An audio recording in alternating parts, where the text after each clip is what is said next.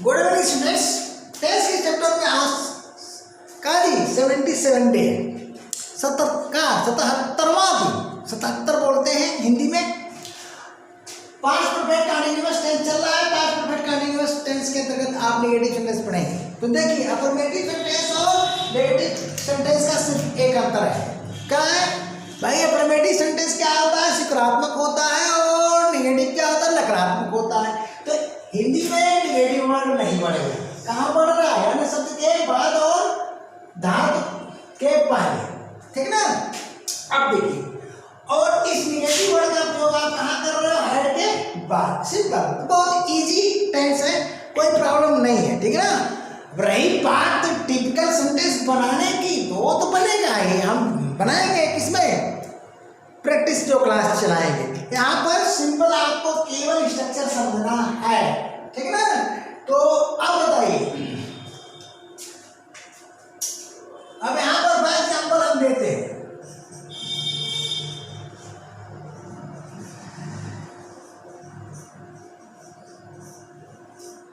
वह एक सप्ताह से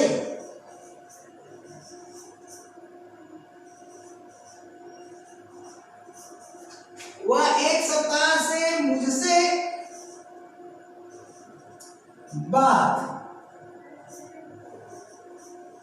बात करना दो शब्द वाला क्रिया है।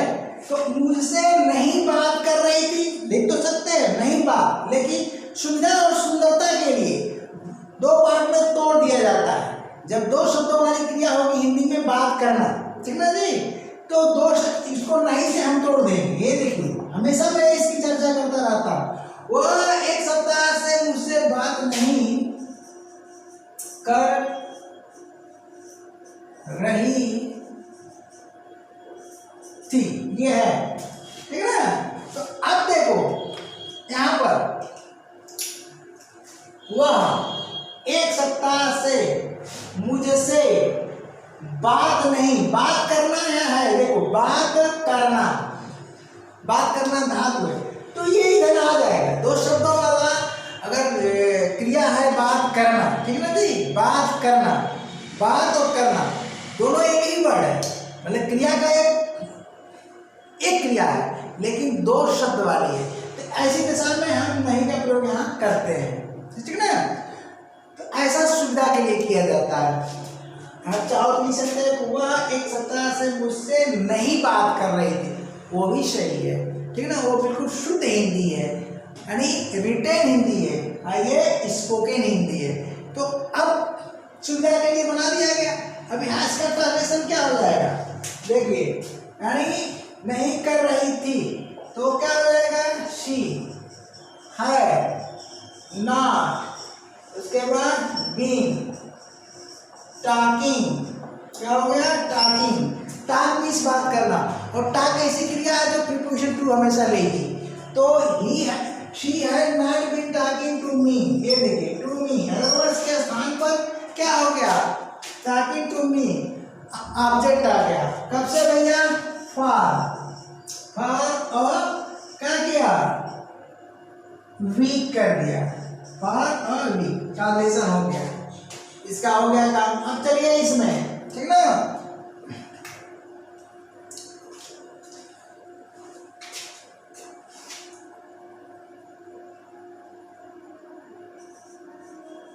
वह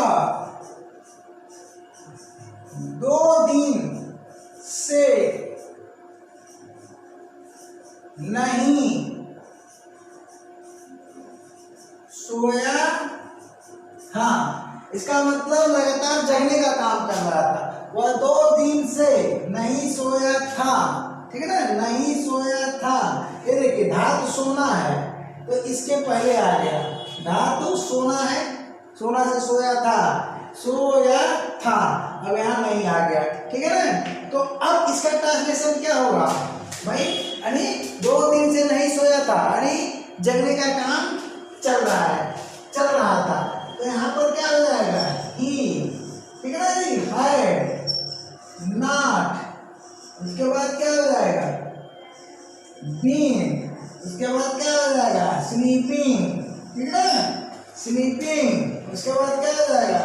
फॉर, ठीक, 2 दिन से, तो क्या आ जाएगा 2 days हो गया। तो ये भी स्ट्रक्चर डन हो गया, इजी है ही। अब चलते हैं, इसकी बात कर रहे हैं, ठीक है ना।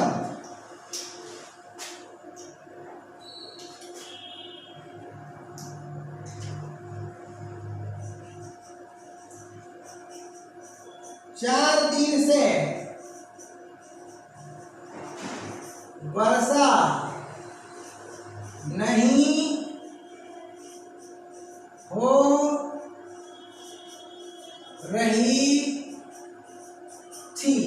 4 दिन से वर्षा नहीं हो रही थी। वर्षा होना 2 शब्द वाली क्रिया हिंदी का, तो वर्षा नहीं हो रही थी। वर्षा का होना, वर्षा रूपी घटना का घटित होना, तो यहाँ समय शुरू में आ जाएगा, क्योंकि इस स्ट्रक्चर को कौन शुरू करेगा, मीनिंगलेस इट शुरू करेगा। तो क्या हो जाएगा भैया, 4 दिन से वर्षा नहीं हो रही थी, तो इट हैड, हो गया ना, it had not been raining. कब से भैया, 4 दिन से, यानी फॉर 4 days, फॉर 4 days, हो गया ना। अब देखिए,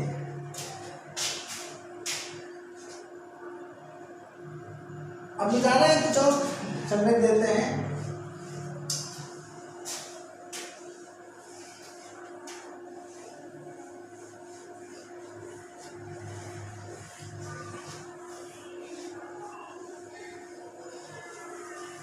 अब देखो,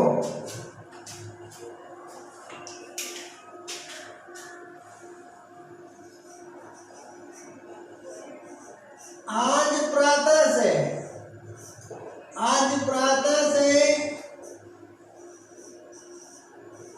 धूप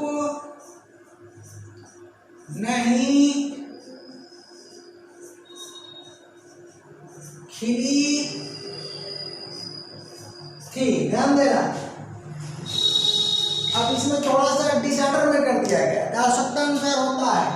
धूप नहीं खिली थी, धूप नहीं खिली थी, तो धूप के यहाँ ये सब्जेक्ट है, ये है कर्ता, ठीक ना, यानी और समय पहले आ गया।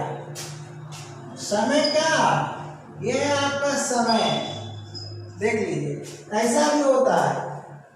अब ऐसा वाक्य है कि ये समय पहले देने पर ही वाक्य की खूबसूरती होगी।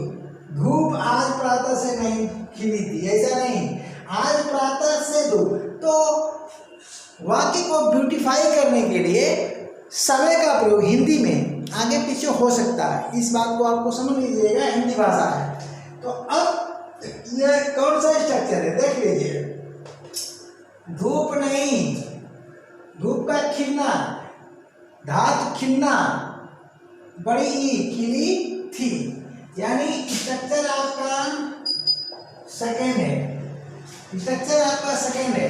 तो इंग्लिश में तो कोई प्रॉब्लम ही नहीं है। अब इस कर्ता की धूप की इंग्लिश क्या हो जाएगी, धूप की इंग्लिश हो जाएगी the sun. The sun had, प्रातः से नहीं खिली थी, यानी सारा दिन जो है कहाँ, भीतर जो है क्लाउडी था, यानी बादल छाया हुआ था। तो the sun had not been shining, क्या हो गया, शाइनिंग, यानी सूर्य चमक नहीं रहा था। सूर्य निकला तो था, मतलब सूर्य निकल चुका था सुबह, लेकिन बादलों के कोट में था, उसकी जो किरणें हैं, रेस धरती पर नहीं पड़ रही थी। तो ये इसका सेंस हुआ। The sun had not been shining, आज प्रातः से, आज प्रातः की इंग्लिश क्या होगी, तो पहले बात की point of time, point of time है सिंस ऑब्लिक फ्रॉम, since आपकी काम लगेगा। अब आज के लिए टुडे मॉर्निंग नहीं लिखोगे, आज प्रातः की इंग्लिश हो जाएगी दिस मॉर्निंग। क्या हो जाएगी? This morning. तो यहाँ पर तो स्ट्रक्चर दिया जा रहा है, टेंस, सारे टेंस का स्ट्रक्चर दिया जा रहा है, एक दो एग्जाम्पल दिया जा रहा है। प्रैक्टिस तो अलग से कराई जाएगी ना, यहाँ हमको समय नहीं बर्बाद करना है। The sun had not been shining since early from this morning. हो गया, डन। तो अगले क्लास तक के लिए जी tata bye bye, thank you.